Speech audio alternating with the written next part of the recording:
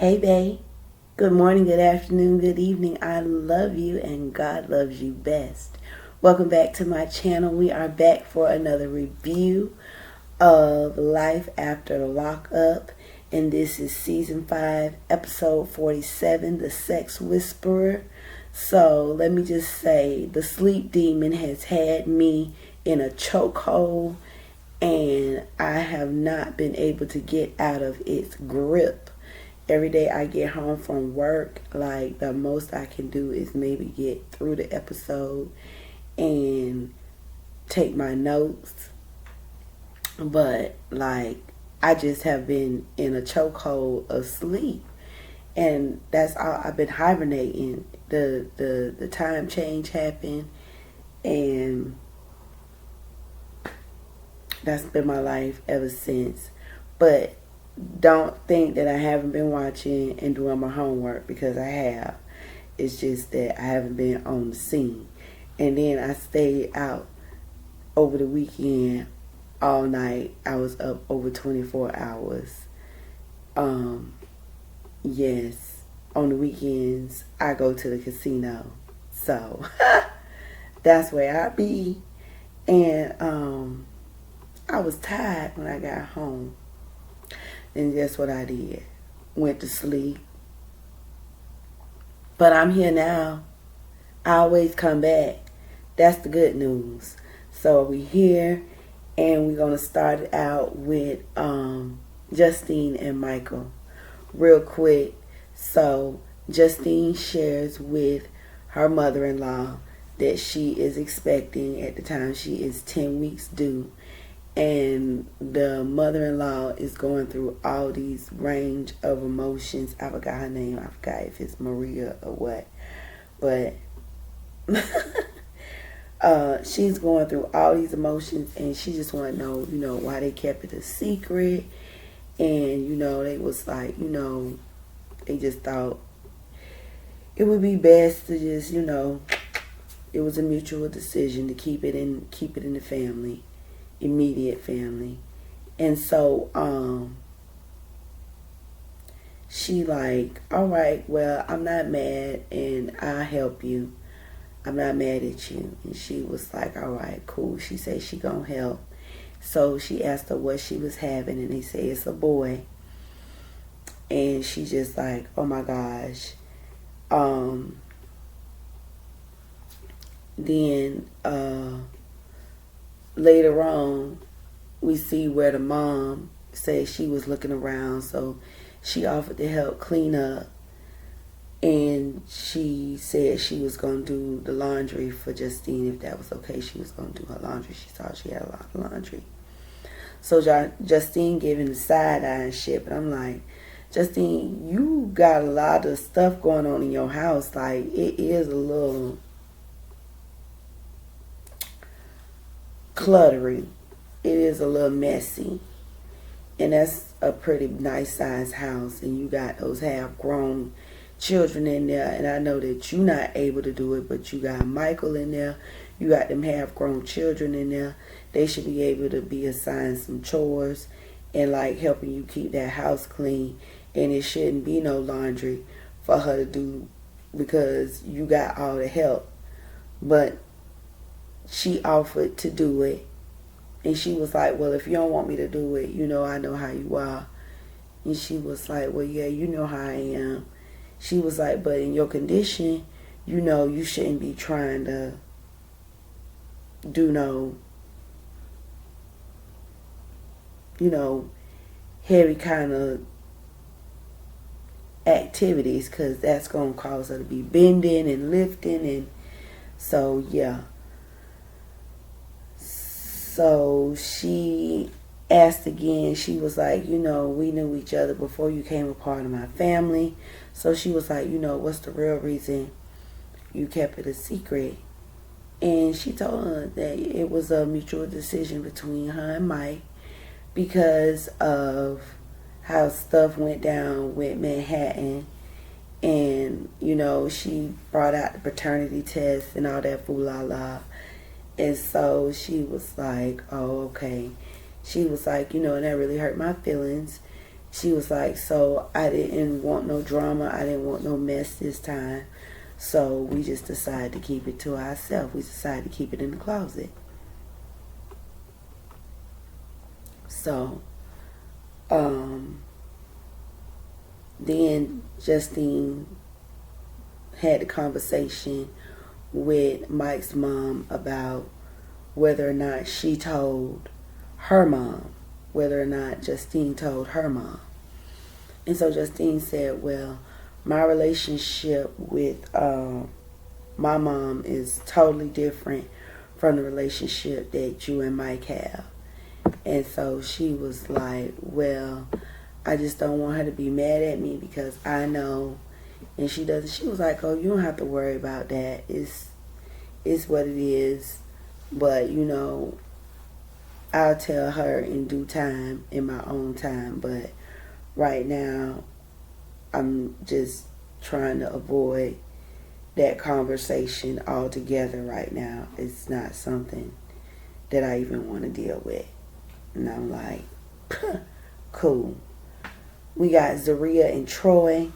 So Troy, we start the episode back up where he was on the phone with his mom Karen, and she was saying that little Troy, which is what I'm gonna call her, little Troy, not baby Troy, because she's not a baby. So she had little Troy with her, and they were coming to visit on the train. So he's like, you didn't give me no notice. You didn't share this with me when you was going to let me know that y'all was coming, first of all. And when are y'all coming? She's like, we just got off the train. We here at the station. He was like, well, I'm on my way out to take Azael to the museum. I'm literally stepping on my way out the door. She was like, well, you're going to have to come and pick us up. And so he did. And so he went and he saw his daughter. And they had a good day at the museum. It was the first time that Azael met little Troy for the first time. He was excited to meet her. And so the kids, you know, they had a really good time. Azael gave him an education on the dinosaurs, which I thought was really good. He knew the different species of dinosaurs. So then Karen pulls Troy to the side, and she is conversing with him and saying that they, meaning the parents, need to come together. Troy, Yana, and Zaria need to come together and have a mutual agreement regarding little Troy. And so he's like, well, okay, he's in Syracuse. They're in Buffalo. He says that's 2.5 hours away. And he's like, if they would just, you know, act right for the interest of Troy, then, you know, we wouldn't have this problem. So then later on we see them talking about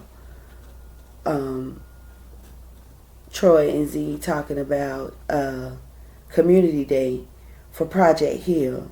Hill, not Heal, but Hill, because that's how they pronounce it, Project Hill. But they were having a conversation about Community Day, and the purpose of Community Day is to recruit and get a minimum of 50 youth to sign up for the program that is Project Hill, so that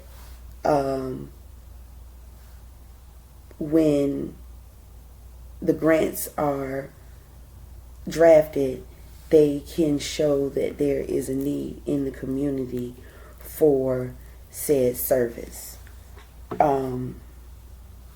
So then Troy was saying, you know, that he wants little Troy there on Community Day. And so Xanadu got in her feelings, and she's like, well, why does she have to come? That's our anniversary day. But it was more the issue about Yana bringing little Troy, because he was like, well, it's not about you, it's not about her, it's about me seeing my daughter. So he gets on the phone, he calls Yana, he explains to her what the situation is, and he asks her, would she bring little Troy? She was like, I don't know. He was like, well, if you won't come, would you at least let her come with my mom? So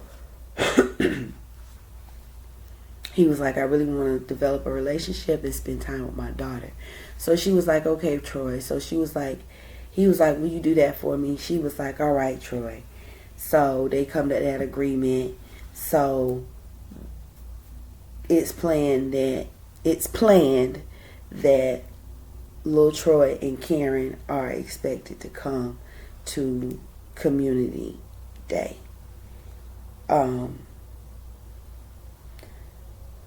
So then, of course, Zoolander gets mad about that, and she says that, why does she have to come on our anniversary? Because she's thinking that Yana is coming or whatever, but it really wasn't a big deal. It's whatever. Moving right along. We got Louis and Melissa.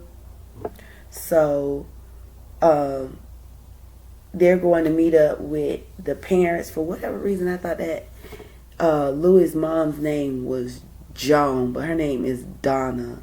So we got Donna and Ron, which is Melissa's father, and they meet up at the restaurant. So she's like, oh, I hope they notice my ring, blah, blah, blah, blah. So then they get to the restaurant, and they're talking, and so then Donna does happen to notice the ring. But what pissed me off is she was like, can I see it? And so, because Melissa had her hands like something like this. Yeah, something like this. So the ring would have been right there. So she's like, can I see it? And she's like, see it. And so then she's like, no, I want you to take it off. And so then Louis was like, why? What are you going to do with it? She was like, I'm going to toss it in the river. What do you think I'm going to do with it? I want to look at it. And I'm like, you look at it on her finger. You don't take her ring, ask her to take her ring off. I thought that was so rude and disrespectful for his mom to ask her to take her ring off. And then she had the audacity to put the ring on her finger. Her mama, Louis' mama, she has attachment issues, and she's jealous. Like, she's jealous. I don't think probably none of her 3 husbands ever, because she looked at that like, whoa. Like, none of her 3 husbands have ever gotten her a dowry of that nature. So that's why baby girl was in her feelings. And so Mel was like, look, I'm not trying to take your son away. And because Louis was telling his mama it's time to let go. And so he also said that she need to move on with her life, which I do agree, because she is still too involved in Louis' personal life. Not saying that she can't be a part of Louis' life, but to be involved in his personal life when it comes to him and Mel, that's like off limits. And then, so Donna and Melissa, they go off to the side by themselves to have a conversation. I guess Donna wanted to have a conversation with her, since she was like, oh, she gonna be the mother-in-law, all this bull crap. She has the audacity to tell this girl that she don't like her. She's like, well, my mother likes you and my sister likes you, and they're trying to figure out why I don't like you, because I don't like you. And I would have kindly and politely, as I know how, in my lovingest voice, shared with Donna that it was okay that she doesn't like me. It's okay. Everybody isn't going to be liked, because like she doesn't like me, I don't like her. I mean, there is no reason, since we sharing, since we having a heart to heart, she shared with you that she doesn't like you. And that was your opportunity, Melissa, to share your true feelings and let Donna know that you don't like her. But she kept it in the pocket. And so then she wants to tell her why she doesn't like her. And Donna's issue is, she says in her confessional that she's afraid that Melissa won't be there for Louis, if he relapses, like if he falls off the wagon. And Louis said, bottom line, it's just time for you to let go, mama. So I was like, girl, just get out your feelings. So then we got Bianca and Daniel. And so then one thing I noticed about Bianca is nasty. And T. She's not a very clean person. But she burnt the eggs. She can't cook. She burnt some simple scrambled eggs. She's like, oh, maybe I should have put some oil in the pan first. You should have put something in the pan first. You could have put some oil, some butter, some something before you just... Anyway, so Daniel invites Bianca on a double date with her, him, and a former inmate, which is his friend. His name is Connor, but he goes by Gator. And his fiance, her name is Celeste. Now, I don't know if it's Celeste or Celeste. He was saying Celeste, but I think it's Celeste, which is Gator's fiance. So he said, we want to go out tomorrow night and just, chum it up. You don't know anybody, so to give you an opportunity to, get to know some people. So then, it was like, okay, so then Bianca mentions that her BFF, her best friend Haley, is coming to visit. And then he was like, oh, okay, so when were you going to tell me this? And she was like, well, I'm telling you now. Is it a problem? And it goes back to that conversation that Bianca had with Haley, saying basically that she is king ding-a-ling of the house and she runs shit because she paid for everything.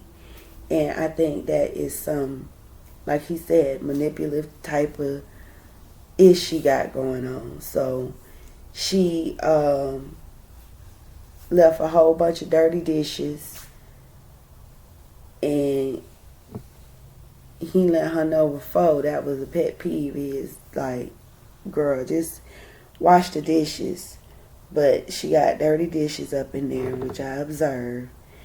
And then so Bianca mentions going to this somatic sex therapist, as Daniel referred to her, the sex whisperer, and she's supposed to help them with their intimacy.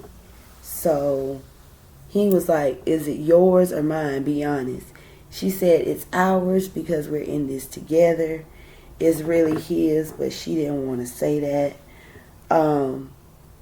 So then they get to the lady's place of business. Her name is Kimber.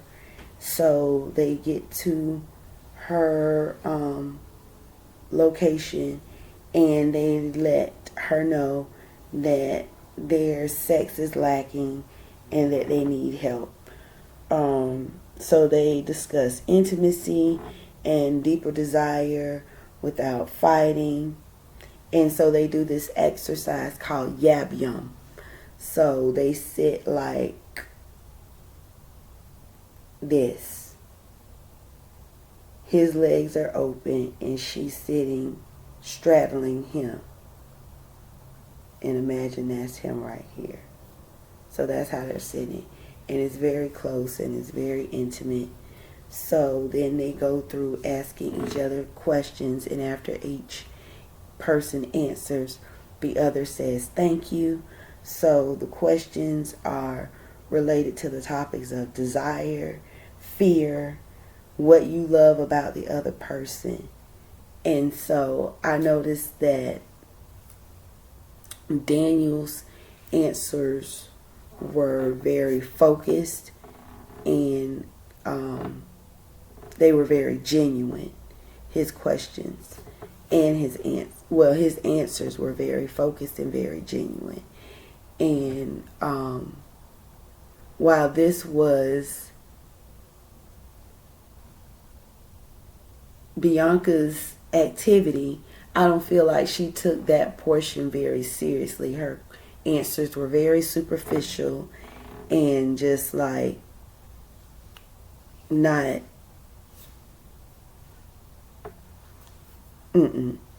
So then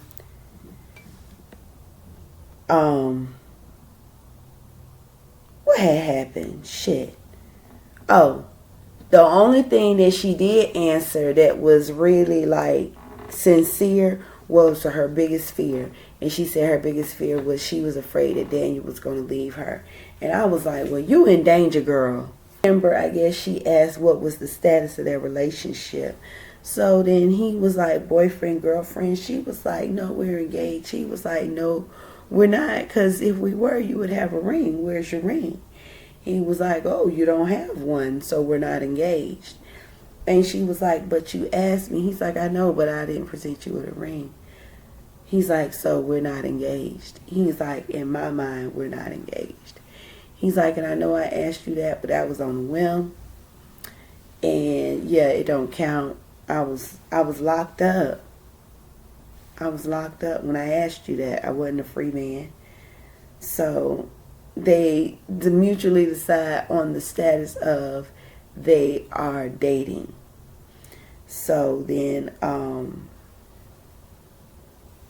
later on, we see that they meet up with Gator and Celeste, and so she's still talking about the engagement. She happened to notice Celeste's ring, and because her and Gator are engaged, he was like, yeah, I paid for that. And so Bianca isn't happy. She don't like Gator. So then the guys go over and play some darts. The girls go over and talk. And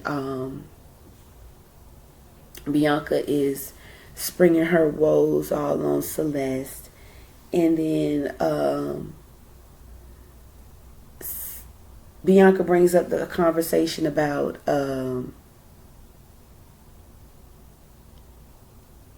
what is it? Marriage. And so then Gator was just telling her, you got to know that you're ready for that. It's a commitment. He was like, how are y'all with even living together? And she was like, well, it doesn't matter. He was like, well, most certainly, ma'am, it does matter. And so she was like, you know what? I don't even want to talk about it. I mean, I just don't. I don't want to talk about it. I want to go. I just don't want to go. I don't want to talk about it anymore. It doesn't matter, whatever. And she just storms out of the place. She just has this complete tantrum. And so Gator, he tells his friend, he's like, bro, run. And I concur, Gator. He needs to run. And then, last and definitely not least, we have Kim and Joey, okay? So these mofos, they fall in love with a house, and that's good. The house is really pretty. And the house is $30,000 over the budget that Kim was willing to spend, but they still want to make an offer on the house. So they preparing for the yard sale and all this foolala. So then Kim tells Joey, you need to go and ask my dad for the money. He's like, no, bitch, you need to go ask your daddy because it's your daddy. So she was like, you know what? I've been doing everything. You need to man up and do something. He was like, you know what? Fine. I'm going to ask him for the money. So when Kim's dad happens to arrive at the yard sale, so he asked how they going, and I couldn't help but notice how Joey tried to go over there and give that man a hug, and that man did not reciprocate. So it was like this fake hug going on, and that man was like, Joey went over there talking about, hi, how you doing? You all right? Yeah. It was so sad. So then Joey proceeds to take Kim's dad off to the side. And so they having this conversation. So then he asks her dad, for the money. And he was like, so how much? And I hope it was the amount that, she gonna get it anyway. So it was 7 stacks. And so he was like, that's a lot of money to just be giving up to somebody and you're not even working. And he told him about the job interview that he went on, that he messed up telling them people all that information that they didn't need to know. So then on the strength of his daughter, the daddy agrees to loan them the money with the condition that Joey's name is not on that deed. I know that's right, Daddy. Daddy gonna have, he said, if I got some stake up in this house, his name is not going to be on that deed. So then we see them go to the bank to open up a joint account. I don't know what they need a joint account for, because all I heard, I didn't see, but heard was this man saying that he was going to loan them the 7 stacks, and the next thing I know, we see them going to the bank. But I know Kim ain't that dumb. But nevertheless, they go into the bank to open up a joint account. And so then the man was like, well, we gonna do a credit check, and you gotta have all this information or whatever. So then she was like, well, he don't really have that much credit. He just got out of prison. And the man was sitting there. He was like, oh, all right. So then they asked him for something. And so he was like, it's in my phone. So she's like, where is your phone? She's like, oh, I don't have my phone. She's like, you've been acting real funny lately. He's like, how am I acting funny? She's like, you just been acting off. And he's like, are you all right? He's like, yeah, I'm straight. She was like, well, just go get your phone out the car. So then he proceeds to go to the car like he looking for his phone. So he comes back. He was like, I can't find my phone. So then they finish up in the place. So before he come back in the place, she's like trying to figure out, can she put all these cap limits on, like him not exceeding a certain amount. But he was like, well, you can't exceed $2,000 a day. She was like, that's a lot of damage you could do in one day. he was like, well, we could give you alerts to your phone. So when the man was telling her how to set up the alerts, then Joey came back in. And she's like, I want him to feel like he's got some kind of control even though he doesn't. Because, you know, she's the tracker. She tracks everything. She track him in the car. She know where he coming and going. Which is crazy to me, because if you know when he coming and going, then you would know the things that you know now. So then after they leave the bank, they go to the amp shop. They looking at amps and shit. So she was like, we just left the bank and now you looking at amps and fuses and stuff to buy. And he was like, I'm just looking at them for when I want to buy them. And so then he always talking about he want to get something for himself and all this bull crap. So then Kim got upset and she was like, you need to take me home. So she was like, that's what you always do. You don't even have a job yet, blah, blah, blah, blah, blah, all this stuff.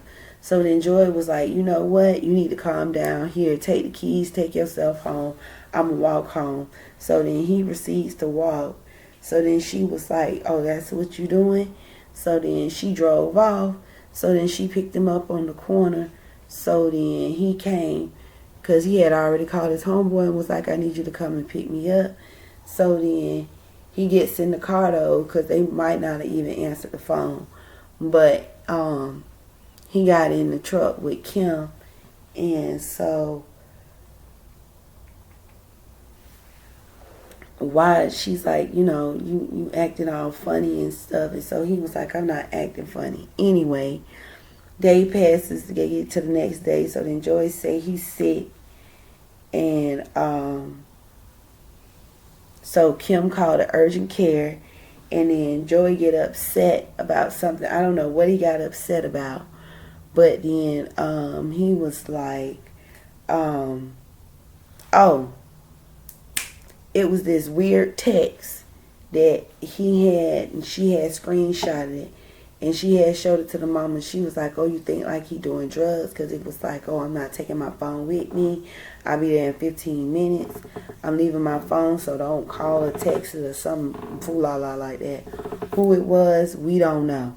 But that's what the text said, something along those lines. She said, well, I don't know if he doing drugs again, but what I do know is he hanging out with the people that he used to hang out with that wasn't no good, and now he done started hanging back with them, and that can't be no good.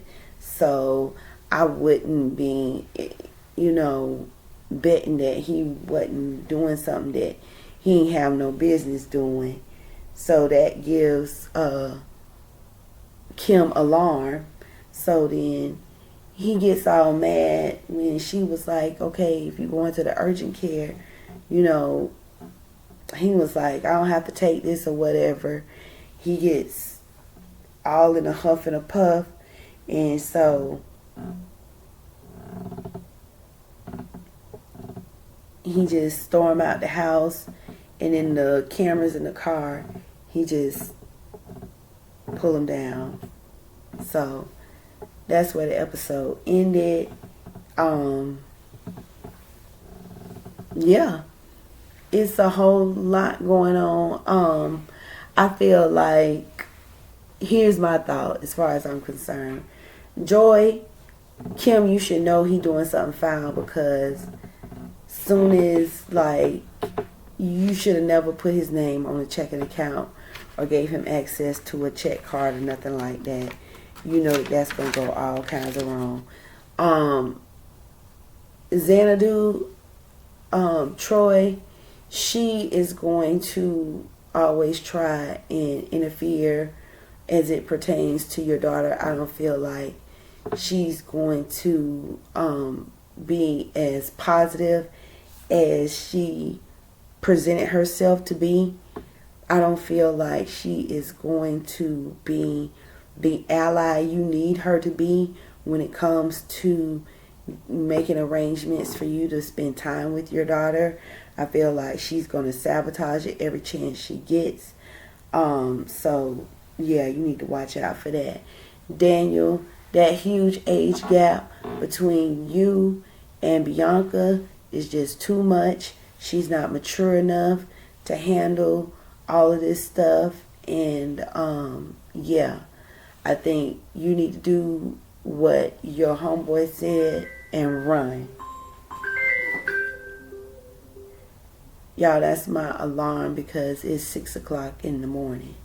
And as far as Justine and Michael, y'all grown ass people, so it shouldn't be nothing for y'all to just tell these people, unless you're relying on them financially in some way, which I don't believe that you are. So it shouldn't be a big deal for you to tell your parents, hey, we expecting another baby. Leave a comment in the comment section below. Let me know what you think. Let me know what you think I look like with my braids out my hair. And let me know what you thought about this episode. In the meantime, in between time, I'm going to do my best to get this up as soon as possible. And then don't forget to like, comment, share, and subscribe to the channel. And until next time, bye.